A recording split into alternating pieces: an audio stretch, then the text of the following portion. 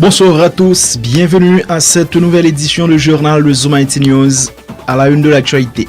Après avoir sillonné plusieurs rues de Port-au-Prince et de Delma, des policiers de Fantôme 509 et du SPNH 17, accompagnés de membres de la population, se sont rendus ce jeudi au commissariat de la Croix-des-Bouquets où ils ont libéré un agent qui était gardé à vue. Ce dernier a été injustement arrêté, expliquent les protestataires qui avaient évité de se rendre à la prison civile.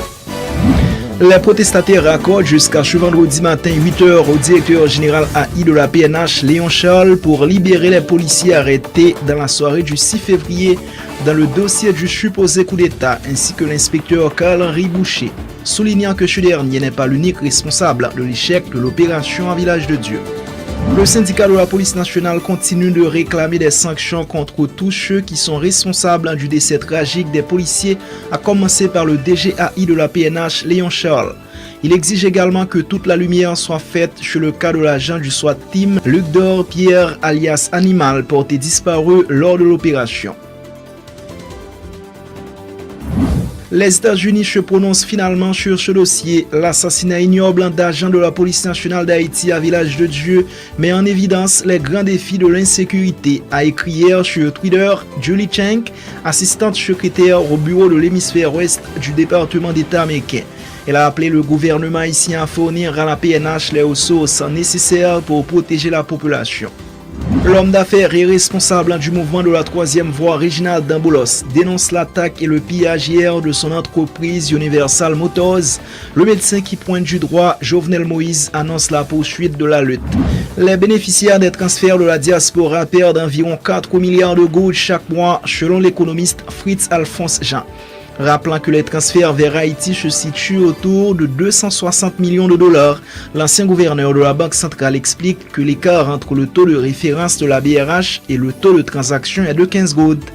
M. Jean estime que la BRH serait bien inspirée de faire retrait de sa circulaire relative au paiement des transferts uniquement en gouttes.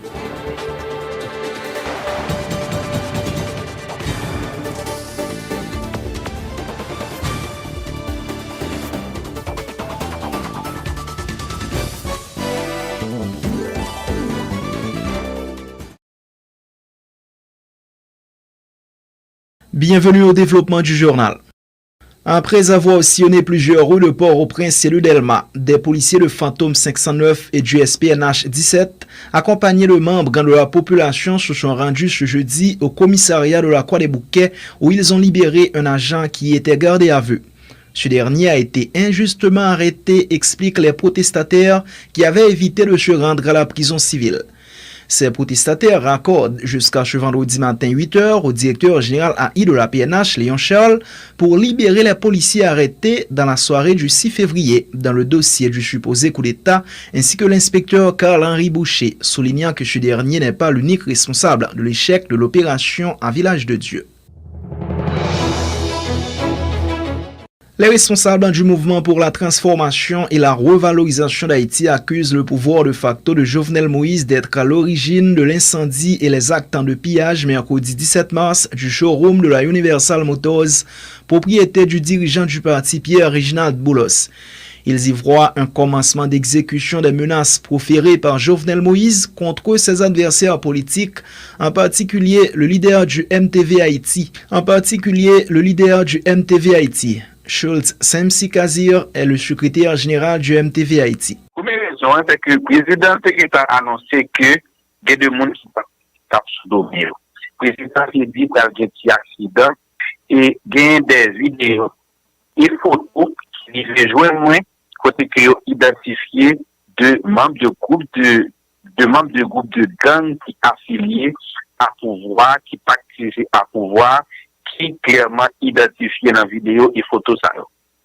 Donc pour nous mêmes, il n'est pas innocent du tout et identifié même à les nationales dans ça qui a fait là et nous croyons que c'est un coup qui est orchestré par les nationales contre un opposant farouche au pouvoir de Jovenel Moïse. C'est une action politique qui posée et en action politique n'a pas une réponse politique. Non seulement, mais ça visé ni à détruire ni à détruire les gens.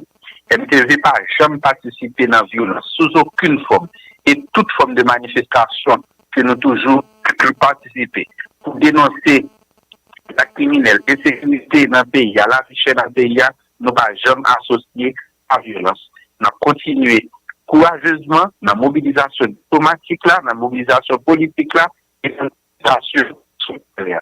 Pour sécuriser, ça ne fait que renforcer conviction et détermination MTV ici. D'ailleurs, toute intervention que le Dr Boulos fait un monde qui conséquent, qui patriote et honnête là-dedans.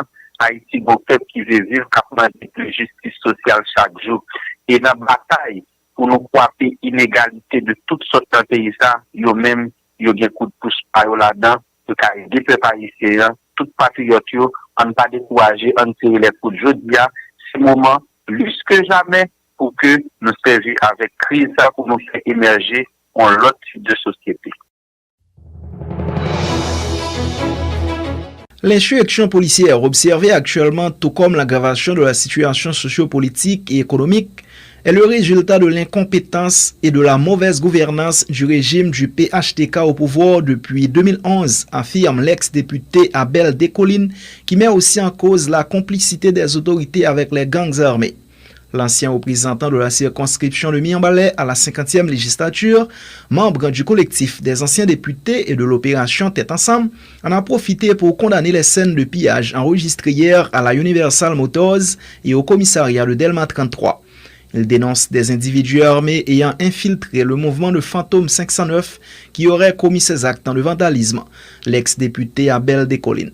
Nous vraiment inquiets sous situation qu'a développée dans le pays d'Haïti. Nous senti nous révolter puisque dans le niveau droit, dans le niveau opération Tête Ensemble, nous croyons que situation ça a développé dans le pays, c'est résultat incompétence régime qu'il a, mais tout ces résultats complicité régime qu'il a avec bandits.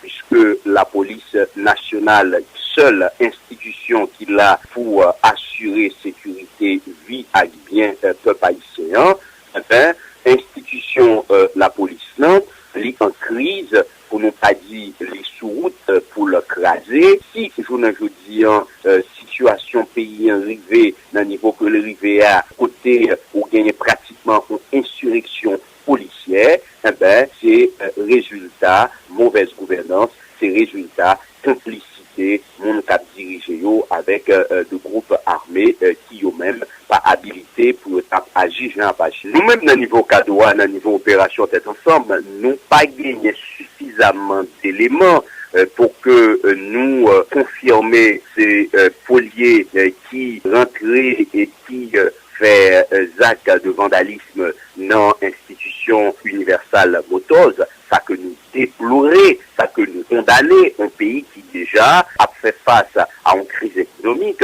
un pays côté l'investissement pas fait gagner des informations qui laissent croire que c'est une infiltration de gangs armés qui relaient G9 qui encourageait un tel acte brigandaille dans Universal Motors. En tout cas, nous autres, dans le niveau Cadoa, dans le niveau de cet ensemble, nous condamnons ça qui arrive à. Maintenant, nous croyons que c'est deux enquêtes qui sont faites, et enquête là, nous voulons croire que c'est deux organismes indépendants qui, au-dessus de la mêlée, qui sont capables de dire véritablement ce qui s'est passé dans Universal Motors. Maintenant, quant à poté bourré de policiers, libéré de policiers qui étaient en isolement, là encore, c'est regrettable, mais nous pas qu'à empêcher encore une fois pour attribuer responsabilité de toute dérive à incapacité, à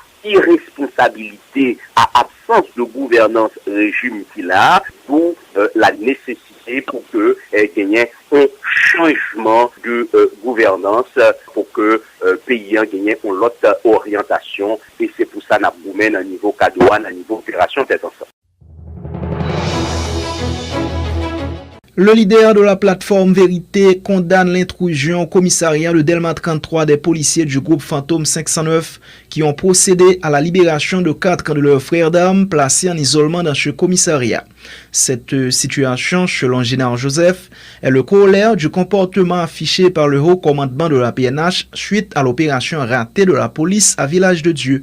M. Joseph condamne par ailleurs les actes de pillage perpétrés à la Universal Motors, dont le leader du mouvement de la troisième voie, Reginald Boulos, est le principal actionnaire. Il accuse le pouvoir en place d'en être responsable. Ces déclarations. Nous-mêmes, à niveau plateforme politique vérité, nous ne pas tolérer, nous ne pas encourager que personne fait ça, il n'y a pas de fait, le monde a ouvert prison pour mettre le monde dehors. Mais tout le monde est capable de comprendre tout dans l'état que le pays a passé là, le gouvernement de facto a mené le pays, l'hypothèse des énervements extrêmes car les policiers, qui voient que bandits a bu du vin avec état-major police là, bandits a bu du vin avec gouvernement, alors que des policiers qui t'ont parlé paisiblement l'hôpital, ils ont fermé dans le garde à vue, nous sommes capables de comprendre, là on pas respecter la loi, là on gouvernement désagréable qui crase toute institution, et bien nous capable maintenant dans toute qualité écart et toute qualité débordement. Mais nous-mêmes, la plateforme politique vérité, nous pour respect la loi, nous pour fortification institution, et c'est une raison que c'est vérité qu'on peut double à côté policiers pour défendre l'institution policière là, qui c'est aujourd'hui c'est seule force nous gagner pour garantir la paix et la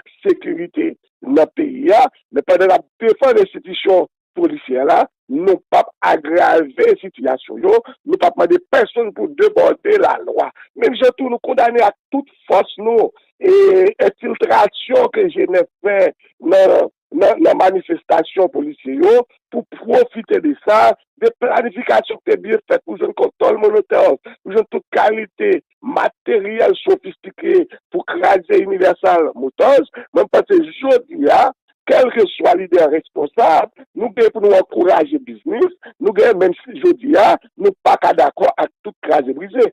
Mais comment est-ce que le président Jovenel Moïse te promet qu'il t'a taper mon opposition sous droite, et Reginald Boulos, c'est son leader d'un parti politique qui prend chance de camper en face régime tête chargée PHTK, et de tout le monde est capable de comprendre, lui profiter, écraser, et Universal Motors. Et bien ça, tout le monde comprendre ça. Comment faire toute qualité business sous Carrefour Aéroport, ou sur tout parcours manifestant, et puis c'est seulement Universal Motors qui arrivait incendier, qui arrivait vider, donc tout le monde était ouais que c'est le même régime bandit légal, qui a tout un ensemble de programmation pour moun dans toute catégorie dans la société. Nous condamnons toute force nous actes qui arrivent dans Universal Motors. La journée de mobilisation organisée dans la capitale haïtienne mercredi est le début d'une grande révolte populaire suite au drame enregistré à Village de Dieu le 12 mars 2021, selon Daniel Syriac.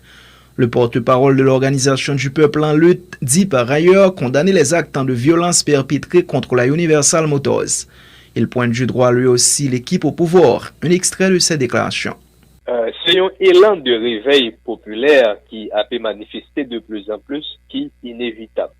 Parce que le peuple apprend trop de coups, et sacrifier policiers dans le village de Dieu, surtout, il n'est pas révolté seulement famille policiers, il n'est pas révolté policiers seulement, il révolté population également, il révolté et partis politiques qui dans opposition et surtout et quand Léon Charles avec pouvoir de facto donc négocier avec Bandio dans le village de Dieu côté yo payer cob yo acheté blindé Bandio était retenu dans le village là mais yo abandonné corps policier et tout le monde connaît Haïtien très sensible pour cadavre famille donc là où fin perdu un monde qui mourit mal donc c'est un premier gros coup mais là ou pas qu'à joindre cadavre là aussi pour faire un enterrement digne pour moun ou perdu pour avoir une plus fort encore donc c'est tout sentiment de révolte ça qui était exprimé hier dans la rue et nous ouais qui a pu continuer pour jusqu'à ce que Jovenel Moïse quitte le pouvoir, pour jusqu'à ce que et communauté internationale là, lui-même tout qui a un rôle, il a joué dans Kembe Jovenel Moïse sous pouvoir, il comprend nécessité pour les lâcher, pour abandonner, pour mettre le bon côté peuple haïtien. Pour ça qui concernait les actes de brigandage, les actes de violence et de pillage qui fait dans l'entreprise originale Boulos et sous route aéroport, nous condamnons, nous dénoncer ça, d'autant que, suivant toute information qui véhiculait, donc c'est pouvoir de facto là, lui-même, qui voyait frapper Original Boulos, par le fait que lui-même, c'est un homme d'affaires qui mettait lui dans opposition face à régime. Au Gonaïve, à peine sortie, une manifestation des membres de l'opposition a été avortée ce jeudi 18 mars 2021 après que le char blindé de la PNH a été remarqué dans les parages. Consternés par le comportement des policiers face au mouvement de revendication dans la cité de l'indépendance ces derniers temps, ces manifestants n'ont pas caché leur ras-le-bol. Si ça possible, si nous mourons aujourd'hui et sous Claude Jovenel Moïse, on va comprendre que ça n'a pas nous casser. Bon pile là dedans, c'est méchanceté. Nous pas nous pas ramasser pour quoi. On va comprendre. Non, imaginez, mais si la police passe en honte, on marche pacifique. Nous marchons, nous marchons courir, et on dit, oui, bidon, mouille,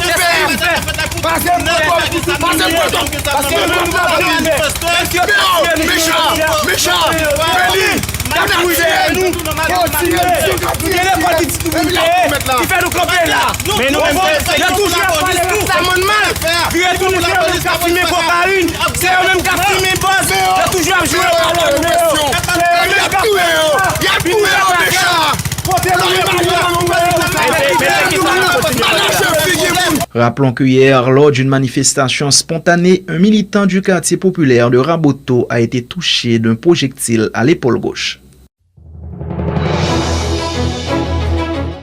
À Jérémy, des membres de la population étaient dans les rues ce jeudi afin d'exprimer leur soutien aux policiers, informe le reporter de Zoom IT News, Whitney Lafleur. Au CAI, des dizaines de personnes proches de l'opposition ont organisé un sit-in ce jeudi devant les locaux de la Sogebank. Leurs revendications étaient diverses. Ils ont accusé Jovenel Moïse de vouloir déstabiliser la police nationale afin de renforcer les gangs armés. Les manifestants ont aussi profité pour exiger le paiement en dollars de leur transfert en provenance de l'étranger. Une idée de l'ambiance grâce à notre correspondant dans la cité d'Antoine Simon, John Filoska.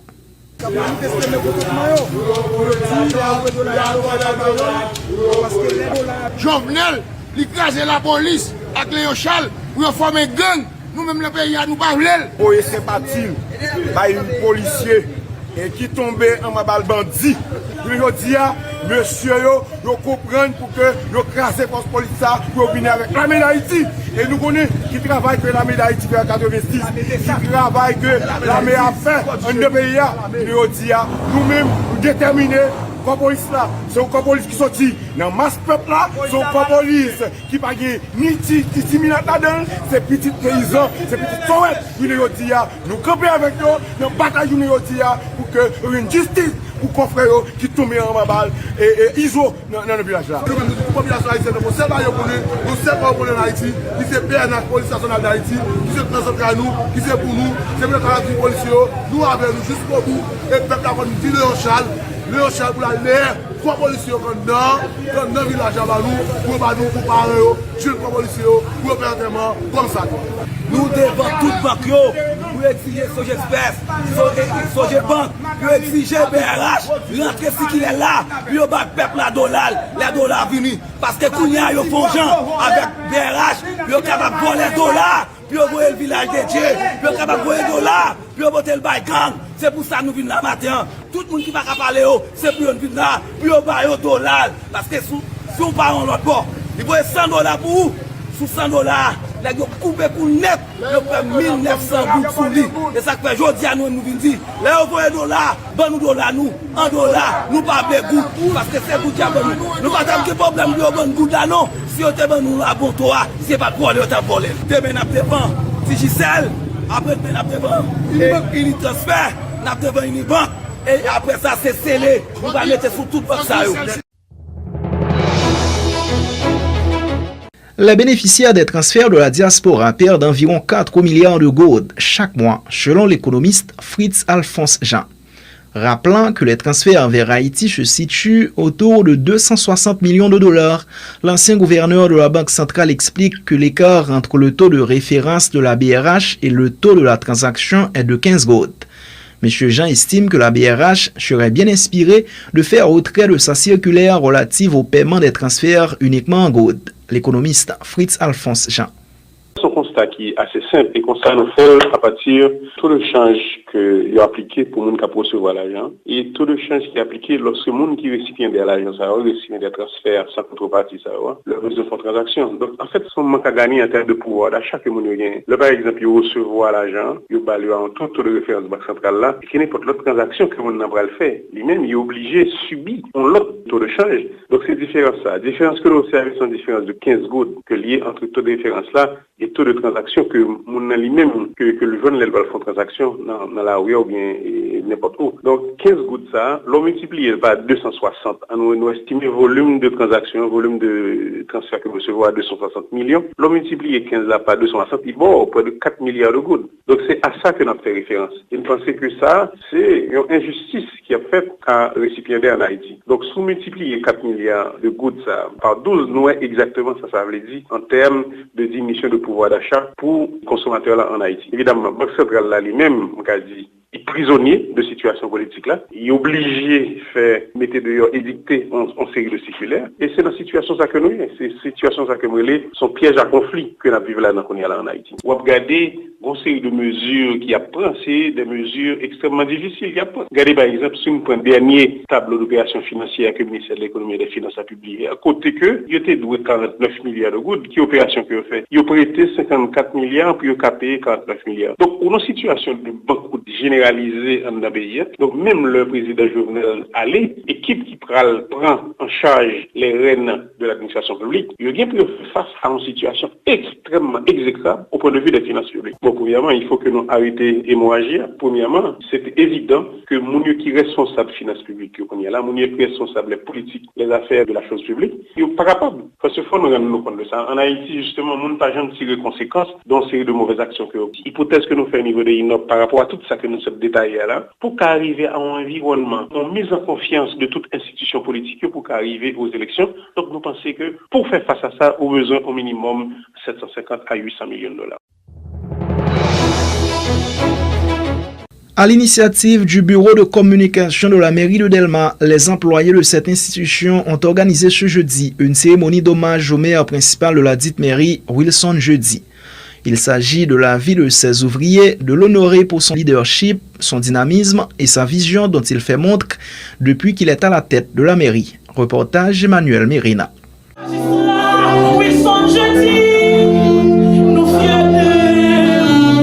Cette cérémonie d'hommage organisée par ses employés en faveur du maire principal de la mairie de Delma témoigne de leur gratitude à cet homme qui, disent-ils, entretient de bons rapports avec eux. Elle vise également à rappeler aux concernés ô combien son sens de leadership, son dynamisme sont bénéfiques pour le pays, en particulier la commune de Delma, précise le représentant des ouvriers de cette institution, Lorenzo Belris. Il dit croire que le pays ferait de grandes avancées sur le plan de développement s'il avait au moins 5 magistrats de la trempe de Wilson Jeudi. C'est distingué tant par sa rigueur, son leadership, sa discipline, que par les résultats qui prouvent incontestablement que les maigres ressources collectées de la population peuvent servir à la transformation de sa qualité de vie. Il est indiscutablement habité par une profonde volonté d'offrir aux familles de Delma un environnement où il fait bon vivre. Sa détermination de surmonter tous les obstacles pour que cette commune se distingue et devienne le joyau et la référence d'Haïti en matière d'urbanisation, d'infrastructure et de développement. Monsieur Wilson Jeudi est un homme effectif, un patron adorable, un maire exemplaire et un rude travailleur. Je me réjouis d'entendre la population d'Haïti parler de vous. Chaque citoyen aurait aimé vous avoir comme son maire. D'autres vont plus loin en disant si le pays avait 5 magistrats comme Wilson Jeudi, Haïti serait différente. Autant dire que votre renommée va au-delà d'Haïti. L'édile, qui s'exprimait avec de l'émotion en cette occasion, félicite les employés pour cette marque d'attention qu'ils témoignent à son égard.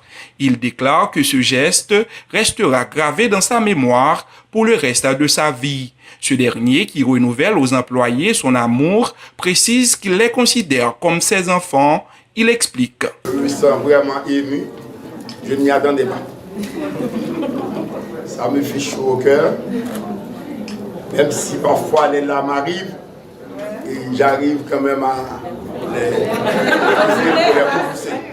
Quand un papa, une maman fouette son enfant, ça ne veut pas dire que le papa et la maman détestent l'enfant.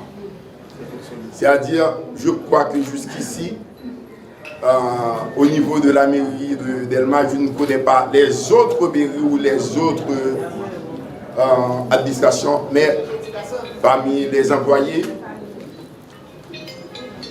je pourrais dire que j'ai les meilleurs pour moi. Il faut souligner qu'au terme de cette cérémonie, une plaque d'honneur a été décernée au maire Wilson Jeudi. Emmanuel Mirena depuis la capitale haïtienne Port-au-Prince, Zoom Haïti News.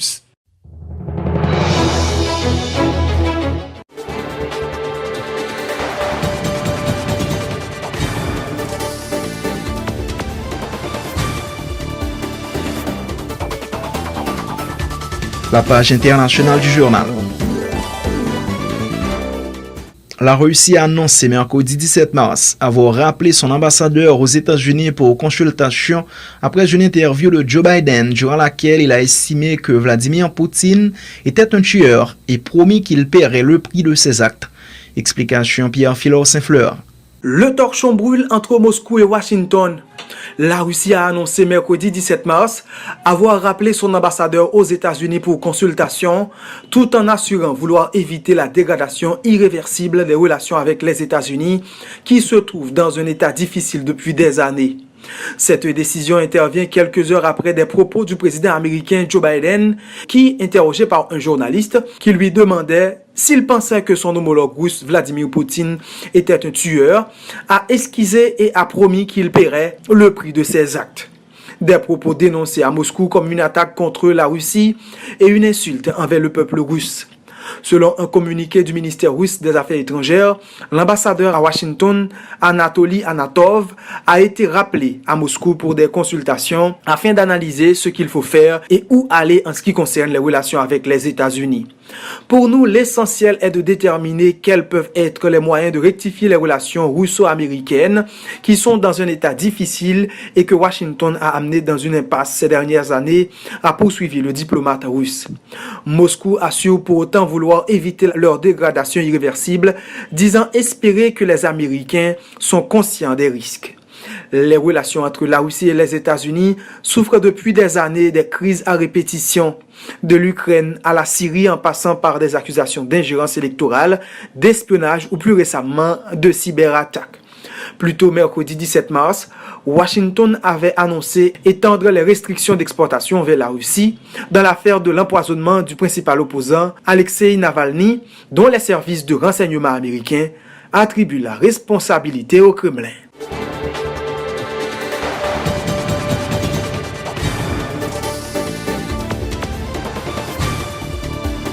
Voici maintenant la page sportive du journal avec Darbouz Figaro. Bienvenue à la rubrique sportive. Haïti effectue son entrée en matière ce vendredi au tournoi pré-olympique de la CONCACAF face au Honduras au stade Jalisco à Guadalajara au Mexique à partir de 3h30 p.m. La sélection des moins de 23 ans affrontera le Canada le 22 mars et El Salvador 3 jours plus tard. En terminant parmi les 2 premiers de leur groupe, les jeunes grenadiers se retrouveront à une marche de la qualification pour les JO. Dans son histoire, Haïti n'a jamais pris part à un tournoi de foot aux Jeux Olympiques. Le groupe constitué de joueurs locaux et expatriés est entraîné par Rubens Princimedi Itala. La sélection masculine senior doit affronter le Belize et Sainte-Lucie les 25 et 28 mars prochains.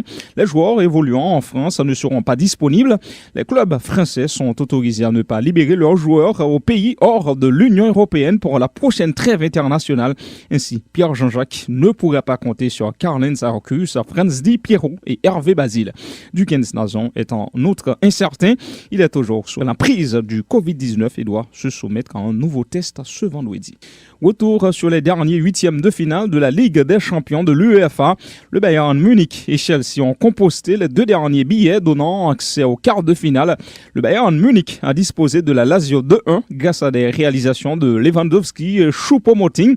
Le géant bavarois s'est ainsi qualifié pour un 19e quart de finale de la C1 depuis 1995, record de la compétition. Chelsea a confirmé face à l'Atlético de Madrid, s'imposant 2-0. Ziyech et Emerson ont marqué. Le tirage au sort aura lieu ce vendredi. Le coach du club londonien redoute le PSG, son ancien club dont il décrit pour sa puissance offensive. Nous connaissons tous les qualifiés pour les quarts de finale de la Ligue Europa. Manchester United a éliminé l'AC Milan San Siro, renversant une situation où il a été mal embarqué après avoir été accroché 1-1 à l'aller. Le retour de Zlatan Ibrahimovic dans le camp lombard n'a pas suffi.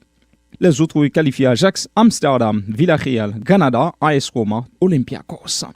Manchester United envisagerait de rapatrier Cristiano Ronaldo. Les rumeurs sur l'avenir de la star portugaise vont bon train depuis son échec en Ligue des Champions avec la Juventus. Manchester United doit cependant faire face à la concurrence du Real Madrid et du Paris Saint-Germain dans ce dossier. CR7 a marqué son passage au club des Glazers, remportant son premier ballon d'or et sa première Ligue des Champions, tout en marquant de nombreux buts entre 2003 et 2009. Le nouveau président du FC Barcelone, Joan Laporta, entend tout faire pour conserver Lionel Messi. L'as argentin dont le bail arrive à terme cet été peut négocier avec le club de son choix. Manchester City et le PSG sont sur les rangs. Lors de son investiture ce mercredi au Camp Nou, Joan Laporta a appelé Messi à rester au club de sa vie. Laporta s'est dit cependant prête à respecter le choix du meilleur joueur du monde. NBA, Giannis Antetokounmpo a confirmé son statut de double MVP en titre en cumulant 32 points, 15 rebonds et 5 passes décisives hier soir pour conduire Milwaukee Bucks à la victoire contre Philadelphia 76ers 109-105. La franchise du Wisconsin se rapproche de sa victime du soir, leader de la conférence Est. James Harden a réalisé un triple-double, 40 points, 10 rebonds et 15 passes décisives lors de la victoire des Brooklyn Nets contre Indiana 124-115, alors que Kevin Durant et Kyrie Irving étaient absents. Les Nets rejoignent Philly au sommet du classement de la conférence Est. Luka Doncic a mis au placard LSI et son duo de stars Kawhi Leonard et Paul George en inscrivant 42 points pour conduire Dallas vers un précieux succès 105-89. Dans les autres matchs, Golden State a battu Houston 116-112 mais a perdu sur blessure Steph Curry. Fin de la rubrique sportive. Merci d'avoir suivi.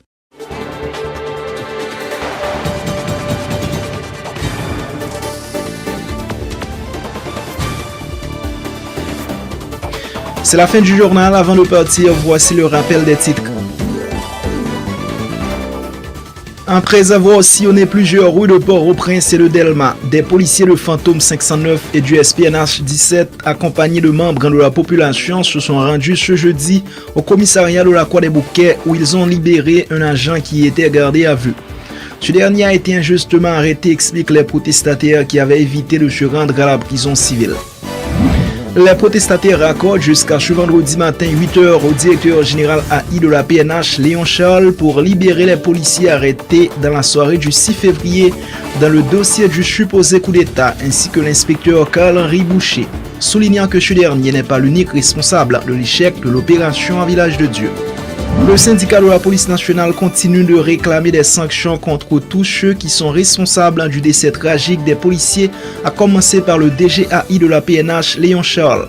Il exige également que toute la lumière soit faite sur le cas de l'agent du SWAT Team, Luc Dor Pierre alias Animal, porté disparu lors de l'opération.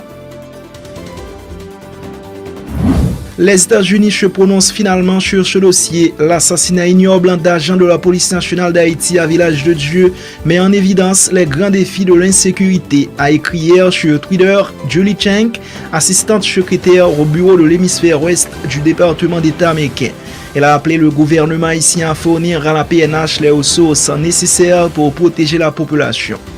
L'homme d'affaires et responsable du mouvement de la troisième voie, Reginald Damboulos, dénonce l'attaque et le pillage hier de son entreprise Universal Motors.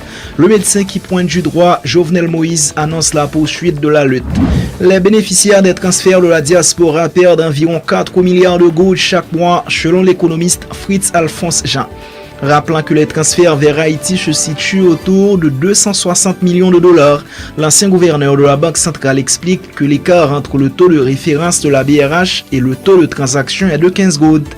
M. Jean estime que la BRH serait bien inspirée de faire retrait de sa circulaire relative au paiement des transferts uniquement en gouttes.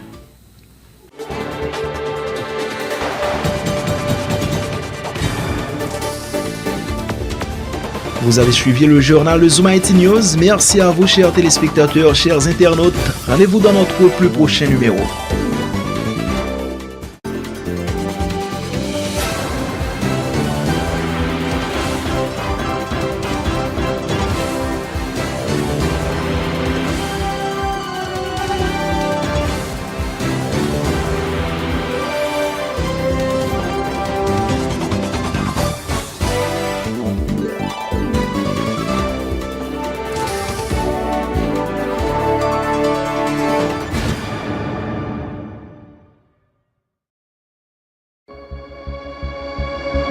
Tous les jours, du lundi au vendredi, suivez sur nos plateformes en ligne Zoom IT News, nos différentes éditions de nouvelles en provenance d'Haïti et partout ailleurs. Pas besoin d'attendre des heures pour être informé. Zoom IT est là et vous présente l'information en temps réel. À votre disposition, des professionnels. Rejoignez-nous sur Facebook, YouTube, Twitter, Instagram. Informez-vous sur notre site internet www.zoomitnews.com. Les infos sont disponibles en 104 langues. Partout où il y a des Haïtiens, nous sommes là. Zoom IT News. L'humain avant tout.